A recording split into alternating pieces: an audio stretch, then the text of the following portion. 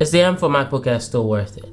Listen, the M4 MacBook Air is the most underrated laptop of 2025 because if you can look past the fact that it doesn't have a fan, which actually sometimes works in its favor and makes it super lightweight. Even this 15-inch version is lighter and slimmer than the 14-inch MacBook Pro, which if you carry these things around very often, you come to appreciate how light it is. One thing that people like to complain about is the screen. Personally, I think OLED screens are a bit overrated. I mean, don't get me wrong, deeper blacks and higher contrast ratios are much appreciated, especially if you create content, but unless you have them side by side, you probably wouldn't notice. By the way, if you like this wallpaper, it's linked in my bio. But I guess the real question is, are you willing to wait a few months? Because the M5 chip is already out, so in a few months, this thing will get a chip upgrade. But it doesn't seem like anything else will change, at least not according to the rumors, so no OLED and no ports update. It's basically the same shell with a chip swap like we saw in the M5 MacBook Pros. And with the way people are already complaining about throttling issues with the M5 MacBook Pro with a fan,